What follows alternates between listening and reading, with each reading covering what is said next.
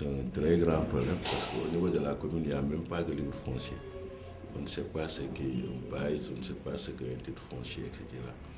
Donc très souvent, nous faisons des déplacements pour aller au domaine, pour s'enquérir de la situation d'un terrain, de la situation d'un titre foncier, d'un bail ou bien d'un TNI. Donc en réalité, la première difficulté, c'est qu'au niveau des communes, nous ne gérons pas les livres fonciers. Nous considérons que le domaine c'est notre bras armé et très souvent nous les renvoyons au niveau du domaine pour avoir le maximum d'informations. Et si c'est un TF, bon, nous leur demandons d'avoir le droit réel. Si maintenant c'est un autre type de propriété, nous leur demandons également de se référer au niveau du domaine. En fait, nous ne les sollicitons pas directement très souvent parce que nous ne sommes pas tellement concernés par l'histoire du foncier. Et chaque fois, nous disons aux demandeurs, en tout cas à celui qui est intéressé de se rapprocher des domaines. Bon, disons que nous n'avons pas de contact direct, parce qu'en réalité aussi, il n'y a pas d'intérêt vraiment à l'avoir.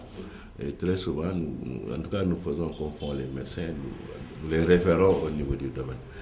Mais pour l'instant, je ne vois pas quelqu'un qui se plaint par rapport à cela. Mais à longueur de journée, nous recevons des plaintes concernant le foncier. Mais en fait, nous leur retournons ces plaintes-là pour dire que nous ne sommes pas compétents pour arbitrer des litiges. Parce que nous n'avons aucune connaissance par rapport à ces terrains-là. Donc nous ne pouvons pas dire que ça appartient à X, à Y ou bien à Z. Nous disons tout simplement qu'il faut aller au domaine ou si vous voulez, il faut aller au tribunal. Mais nous n'avons aucune compétence pour nous permettre même de situer géographiquement un terrain. Je crois que la première difficulté, en tout cas à notre niveau et au niveau des cultures locales, fait que si l'open cart va être performant, il faudrait nécessairement que l'on passe par une correcte délimitation des communes.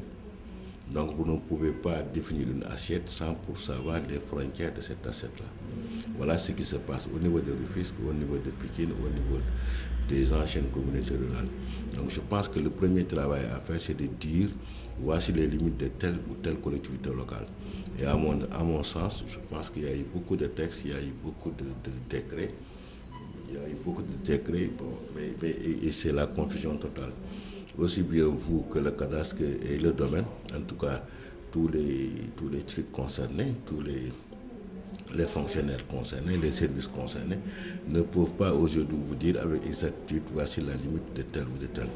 Donc moi je pense que la première chose à faire, le premier travail auquel vous devez vous attaquer, c'est de voir quelles sont les limites réelles du culture local. Et maintenant, à partir de là, je pense que le reste, ça va être très facile. Il faut définir l'assiette pour savoir c'est quoi, c'est un bol ou bien c'est un seau, et maintenant, essayer de voir quelle est la nature du contenu, du liquide.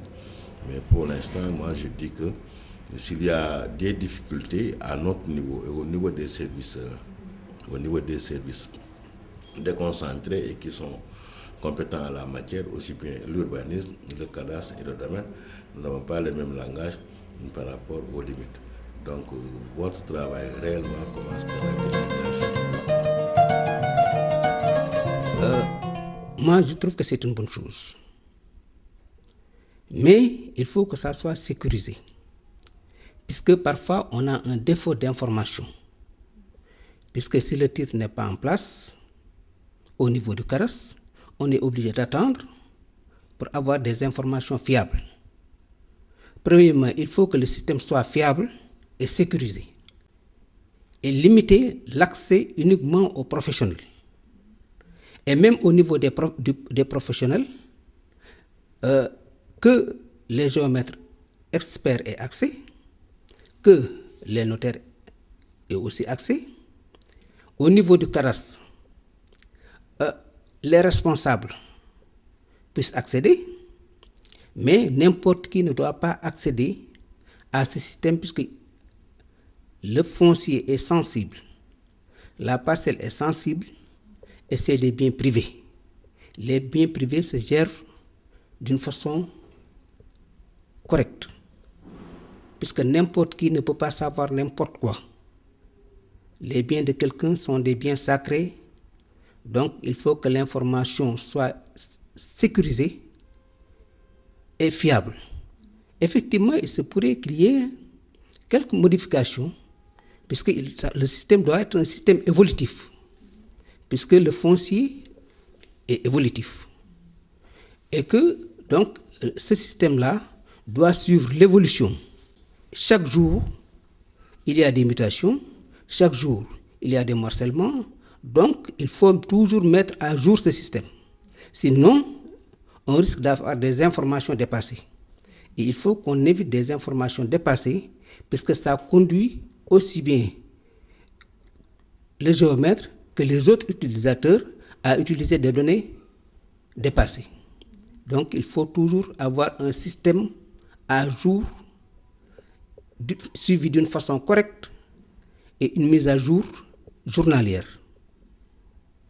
Ce qui, effectivement, ça nous permettra quand même d'avoir des données fiables, d'être rapide dans l'exécution de notre travail, de rendre nos dossiers rapidement, d'éviter des déplacements inutiles, parce que parfois on perd trop de temps pour avoir des données, et que ce système centralisé permettra à tout un chacun de gagner du temps.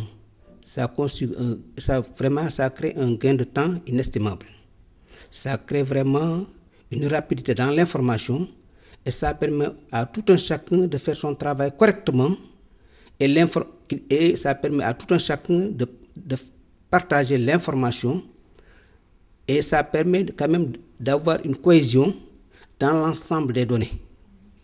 Vraiment, moi je trouve que c'est une bonne chose. C'est une chose que je salue.